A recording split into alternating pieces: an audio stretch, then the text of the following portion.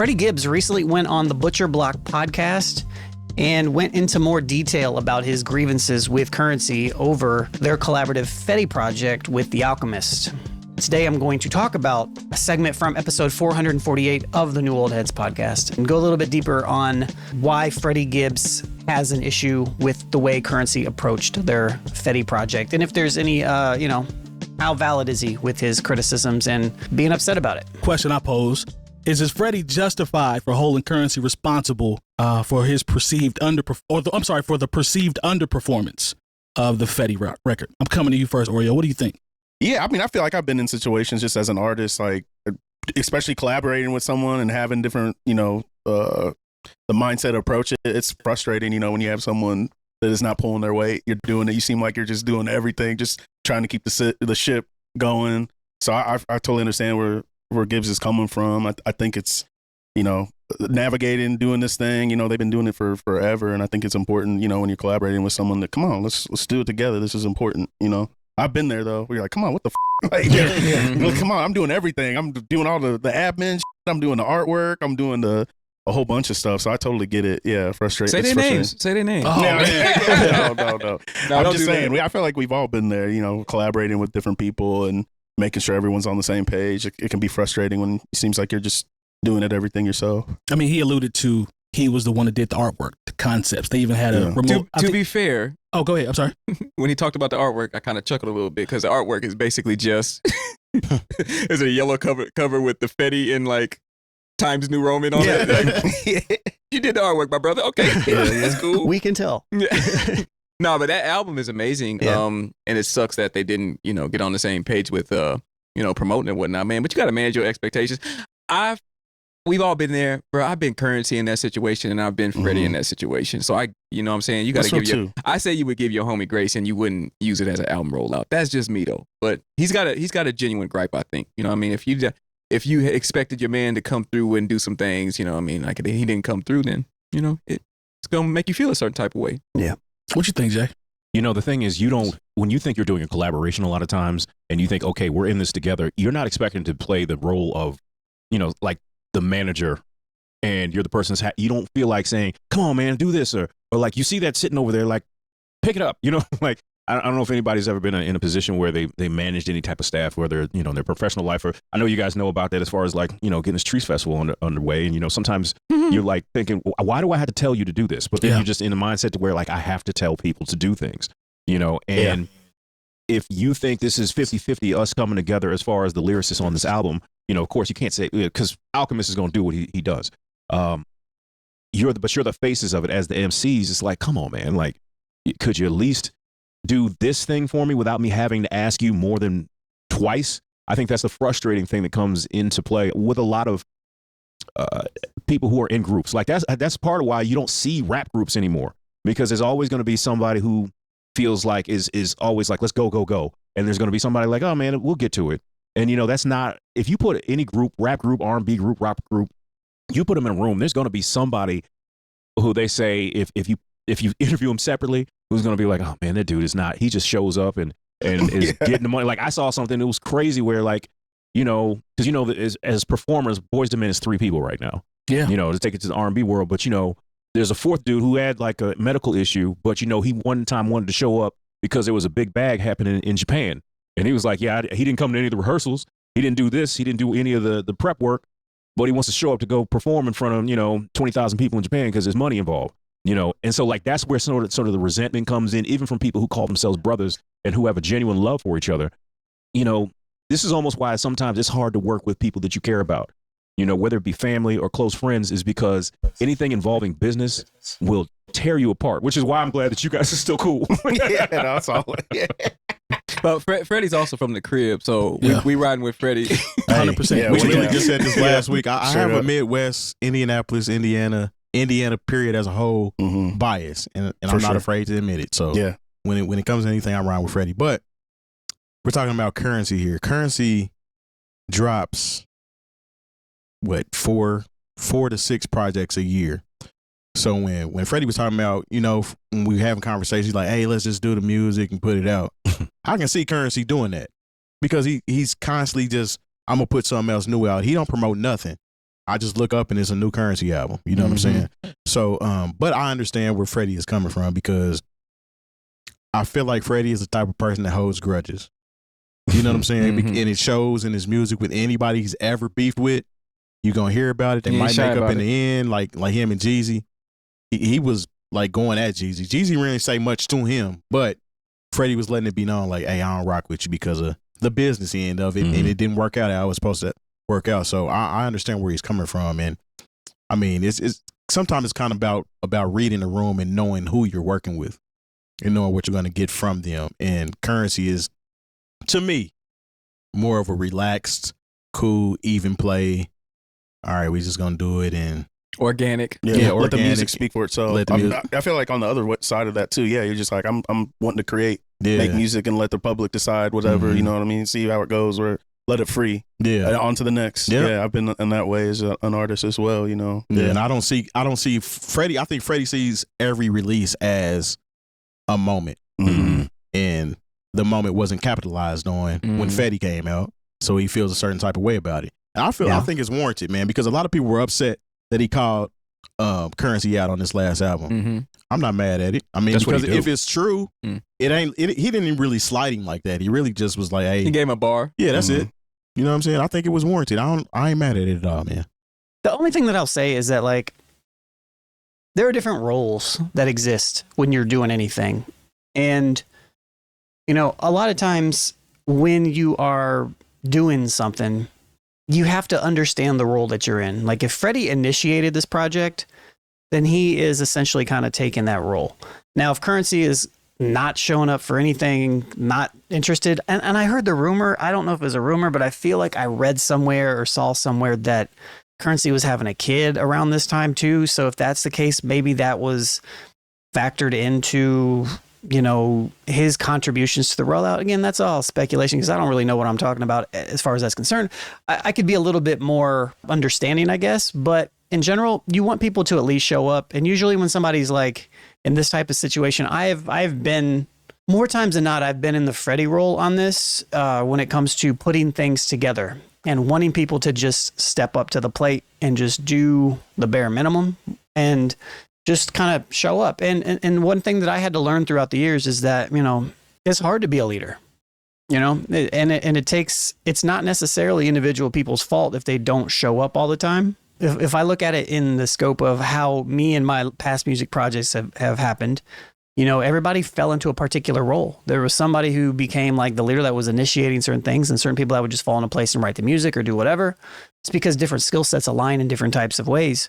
When I was in, I mentioned it somewhere in this talk. I don't know if it's in this segment, but I mentioned when I was in a group called 𝗕𝗥𝗡𝗚, like I initiated everything. We have like 4 albums, 2 EPs, you know, like we worked together for a very long time, but like I was the initiating person. I was the one that was driving everything. And then Grits was the one that came through and was like, all right, cool. I'll do something to that. And, you know, like, it's not like he didn't show up, you know what I mean? But that wasn't his place to be the initiator in that particular type of way. And our type of dynamic between us just kind of fit that way because that's the role that I typically played. You know, it's a challenge sometimes when you're in that role to figure out how to motivate people to show up for themselves even sometimes because we all have lives and we all have things that we're doing. But I would say in particular with this Curren$y situation, it's like, it just sounds like a lack of communication. It sounds like it, you know, like I don't really feel like, I mean, I don't know. Like, I don't know the details, but if you still mess with somebody on an individual level, like Gibbs says that he does with Curren$y, but he doesn't on a business level, that means that there were some type of expectations that existed that just simply weren't met. And I don't know if they were promised or they weren't, but, you know, it sounds like when he said, no, I'm not going to do anything again, he's just like, no, I'm not going to go through the experience of working with somebody who doesn't take something as serious that I do. And, you know, I can respect that. I would double the sentiment of like, you kind of got to meet people where they are sometimes. I agree with Terry, but at the same time, like, I don't think Curren$y's probably tripping. Like, no, it doesn't seem like he's the type that would really care. I don't know. He'll smoke a blunt and buy another car. Streams on Fetti just went up, though. I guarantee that. Yeah. Smart business. Let's keep the conversation going, though, because I feel like there's more to this. Absolutely. I guess this brings up a second question, or even a bigger question. And I guess this would relate to when there are projects with multiple artists who collaborate, like whose vision should be in the lead? or take precedence in terms of promotion, the creative direction? Who should be the person that jumps in that seat for the project to be successful? What you think, Oreo? I think it's open ended. I feel like it's whoever wants to step up and forward. Like with our project Bless, like it's a big collaborative project, and Sirius and I, especially with the writing stuff, and with Moose, like and myself, it's really. So he's describing. So it's Oreo Jones, it's Sirius Black, and then 𝗕𝗥𝗓𝗡𝗚 Archives is his producer name. He used to go by DMA. Is the producer. It's called Bless, but it's like spelled with numbers, so it's like 81355, I think. So. Collaborative. Like when we're in the studio, we bounce all kinds of ideas off each other, melodies, even the production, writing, everything. It's real collaborative. But yeah, when it comes, that's the easy part. I feel like once you drop the record and the project and tour and all that stuff, I feel like it's something that's important that we all kind of take have a piece to it and help each other. That's when like the important stuff is, the videos and all that, and the campaign and all, and doing that. But I don't think it's a question for just like one sole person. Yeah. Because then you kind of, I see kind of like what Freddie kind of resent, because you're like, damn, I'm doing all this work, and you never want to be in that position, because at the end of the day, it's all about the music. And that's how we just like approach things, where it's like, organically, it has to flow with everything, the art, the live show, the visuals, the whole campaign. I think it's important for everyone to contribute, because why? You might as well just be doing it yourself. You might as well just focus on your solo stuff. 𝗕𝗥𝗓𝗡, what do you think, man, in terms of who should take the lead, or is there a person? Man, you know what, man? I just wanted to kind of hear his opinion on that, bro, because he's like really like, I don't know if people know, like he's literally doing collaborative projects all the time. I haven't made a collaborative project with rappers or music in like a very, very long time. So it's a little bit different for me, but I see him kind of go through it, and I feel like he's got a better better grasp on that type of stuff. Now, when we were doing it, bro, I was literally, it was organic. We did it because we loved doing the music. It wasn't, we didn't have shoot no music videos, or people shot footage of us and like didn't put it out. Like it was literally, it was just literally us smoking a whole bunch of weed and like making music and like putting it on SoundCloud. That footage would have been golden though. It would have been great. Sure. I don't know who's got that, but Yeah, if you don't know, which you probably don't if you're not from Indianapolis, but 𝗕𝗥𝗓𝗡𝗚 he had a gateway series, and he dropped it every year on 420. I was a part of a couple of the projects, but it was like he would just invite a whole bunch of people over to a random place. I remember one time it was at this house, actually right around the corner from where I'm at, and there's a bunch of people falling through, and just he was set up in the basement, and it was just a big camaraderie of Indianapolis, like he invited everybody. That's why he's always got the phrase, the man of the people. It was a citywide thing. Sure wish you'd give me that old footage, man, so I can make up this 15-year anniversary. But no, man, I back in the day, I was more like on the currency tip with doing stuff, and that's just how I roll. I'm a little different now, though. What you think, Jay? I don't know. Speaking specifically to this situation with Curren$y and Freddie, whoever's the bigger star, that's who takes it. And that doesn't always work. But when you think about collaborative projects, it sounds like whoever has who's more dominant in the room as far as an artistic vision is concerned. When I think about the what was the one with Bruno Mars and Silk Sonic? Silk Sonic. Like that was to me a Bruno Mars album with featuring my man Anderson .Paak. And I love Anderson .Paak, but it didn't have that Anderson .Paak kind of swing to it. I didn't hate that project. It was short and it had some things on it I liked, some things I didn't, but I felt like it was a Bruno Mars record. Yeah. With because Bruno Mars has that kind of that fly silliness to his record, and that's not a diss, what I'm saying, but that's what I hear when I hear some of his music, and I don't hear that same thing in Anderson .Paak's music. So I always thought that was more of one person being a lot more dominant as far as the direction of the project, so I'm not sure if, I don't really hear that with Fetti so much. I just think that Freddie Gibbs is just much, as far as what I like in hip hop, is a much better rapper and writer than Curren$y, but yeah, I've said many times that Fetti would have been perfectly fine without Curren$y on it. Actually, I probably would have enjoyed it more. A lot of times it just comes down to whose artistic vision, with the artist who has the more dominant personality in the room, and then what their artistic vision is. I think it comes down to the artist and where they're at that moment. Like Curren$y has a following. he has the jet light following. So whatever he drops, he doesn't have to promote it like at all. They're going to buy into whatever he's dropping. Whereas Freddie doesn't have a cult following like that. He has like, I mean, I guess you can kind of say he does now. I do really think he does now. For sure. I think after the project with him and Madlib, but I don't think it's as niche as what Curren$y does. And it's because Curren$y also is so prolific as far as the amount of, he puts out so much more music. Yeah. He's been doing it long, and for a lot of people consider, he's been doing it longer. Yeah, I don't really agree with that, but I think I actually talked about that. He absolutely, yeah. I mean, he was part of Lil Wayne's crew. What was they, in reference to Curren$y having more of a niche fan base, I think they both have really strong niche fan bases now. Something 7 or whatever, I don't know. Back when Lil Wayne was dropping mixtapes all the time, Curren$y was part of that collective, so he's been doing it for a long. But I would say Curren$y is a little bit more niche in the sense that, like, I don't feel like he has as much of a broad appeal as Freddie Gibbs does. Long time. So it's kind of like knowing your situation, and then they're not the same type of artists. I know you brought up Bruno Mars, Silk Sonic, yeah, and Anderson .Paak. I think theirs kind of lives on its own and can promote itself because of the type of artist that Bruno Mars is. Bruno Mars is a superstar at the end of the day. And he kind of brought Anderson .Paak along for the ride, and that ain't nothing to take. They ain't taking nothing away from him. But when we're talking about a Freddie Gibbs and Curren$y at that point in time, is very niche. He might want to do something else. He's trying to get to another plane in his rap career. I kind of feel like Curren$y is pretty cool where he's at. He's eating well.